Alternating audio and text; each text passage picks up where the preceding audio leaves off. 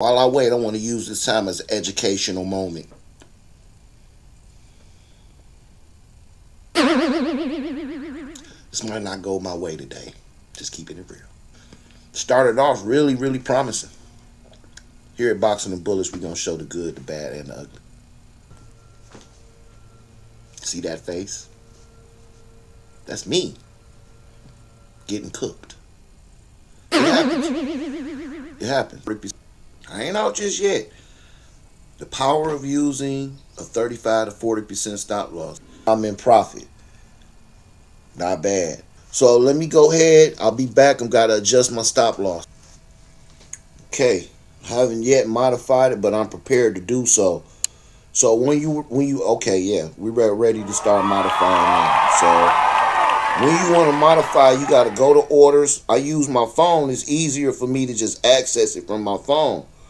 So you go to orders and you go there and you hit modify. When you go in, you're going to be able to see what you can modify it to. So you're going to see how much the price is at now, and then you can change it to be where you locking in all your profit. The first thing is trusting in your stop loss, using a stop loss.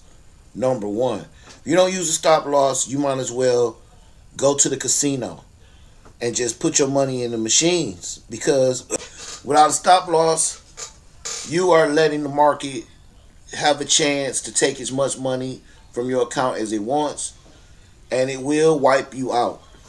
So I use a stop loss, but you got to understand that it can't be a real tight stop loss, because SPY does big moves. They do big swings, and it's common for it to go down 30% and then reverse.